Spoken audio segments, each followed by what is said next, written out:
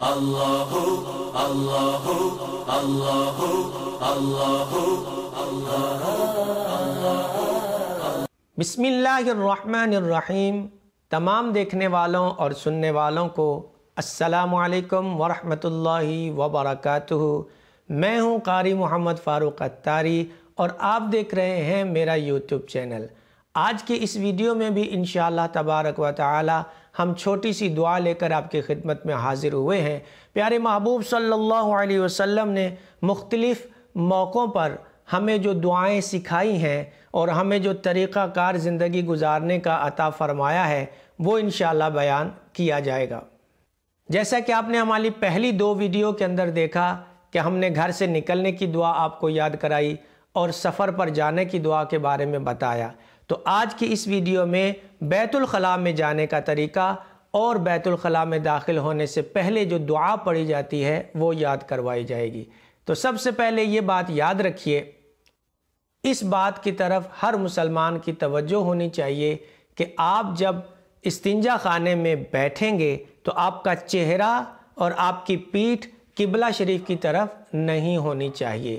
اس لیے جب بھی گھروں کے اندر بیت الخلاء بنائیں تو اس کا رخ دیکھ لیا کریں، اس کی ڈائریکشن دیکھ لیا کریں کہ اس کا رخ کس سائیڈ پر ہے۔ قبلہ کی طرف ہرگز مت بنایا کریں۔ فقہ حنفی کی کتابوں میں لکھا ہے کہ استنجا کرتے وقت، بیت الخلاء میں بیٹھتے وقت چہرے کا، آپ کا چہرہ قبلہ کی طرف ہونا یا آپ کی بیک سائیڈ قبلہ شریف کی طرف ہونا، یہ دونوں حرام ہیں۔ اس لیے اس بات کا ضرور خیال رکھا کریں، اور جنہوں نے ایسا بیت الخلاء بنا لیا ہے کہ جس کا چہرہ قبلے کی طرف ہے تو کوشش کریں کہ اس کو چینج کر دیں اگر ممکن ہو آپ کے لیے۔ اس کے بعد جو ضروری چیز ہے وہ یہ ہے کہ جب آپ بیت الخلاء میں داخل ہوتے ہیں تو سب سے پہلے آپ نے اپنا الٹا قدم بیت الخلاء کے اندر رکھنا ہے۔ بیت الخلاء کے اندر جانے سے پہلے ہی آپ نے دعا پڑھ لینی ہے، وہ انشاءاللہ تعالی ہم ذکر کریں گے ابھی کہ کون سی دعا اور کیسے پڑھنی ہے۔ تو پہلے آپ نے بیت الخلاء میں جانے سے پہلے الٹا قدم اندر رکھنا ہے اور بعد میں سیدھا قدم جو ہے وہ آپ نے اندر داخل کرنا ہے۔ تو اس کے علاوہ اس بات کی طرف آپ کی توجہ بہت زیادہ ہونا ضروری ہے، آپ ہمیشہ بیٹھ کر پیشاب کریں کیونکہ یہی ہمارے آقا صلی اللہ علیہ وسلم کی سنت ہے۔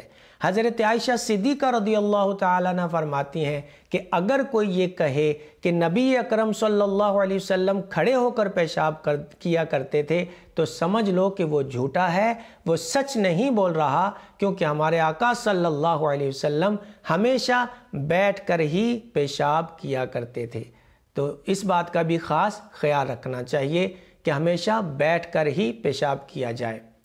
اس کے علاوہ جب آپ بیت الخلاء میں داخل ہوں تو بالکل بھی کپڑے اتارنے کے بعد بالکل بھی گفتگو مت کریں، کسی سے بات چیت مت کریں، بلکہ خاموشی کے ساتھ استنجا کرنا چاہیے۔ باتیں تو اور بھی بہت سی ہیں مگر ہماری ویڈیو لمبی نہ ہو جائے اس وجہ سے ہم یہیں پہ اس کو مختصراً کرتے ہیں، ختم کرتے ہیں اور آگے بڑھ کر آپ کو وہ دعا سکھاتے ہیں جو کہ استنجا خانے میں، بیت الخلاء میں، ٹوائلٹ میں جانے سے پہلے پڑھنی چاہیے۔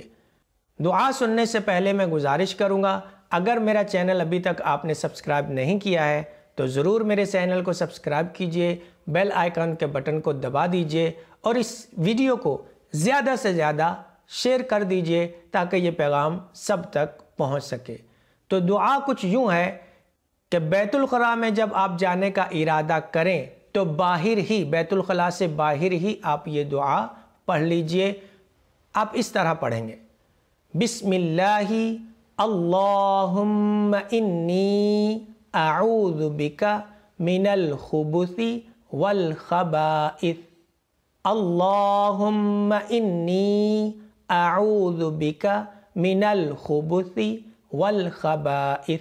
یہاں پہ کچھ لوگ یہ غلطی کرتے ہیں کہ من الخبث والخبائث پڑھتے ہیں، تو یہ لفظ من الخبث والخبائث نہیں ہے بلکہ با کے اوپر جو ہے وہ پیش ہے، من الخبث والخبائث۔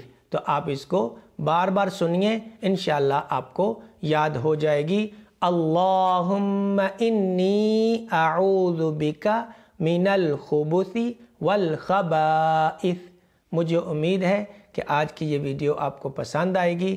اللہ تبارک و تعالی آپ کی اور ہماری حفاظت فرمائے، اور اس ویڈیو کو زیادہ سے زیادہ آپ شیئر کر دیجئے تاکہ یہ پیغام سب تک پہنچ سکے۔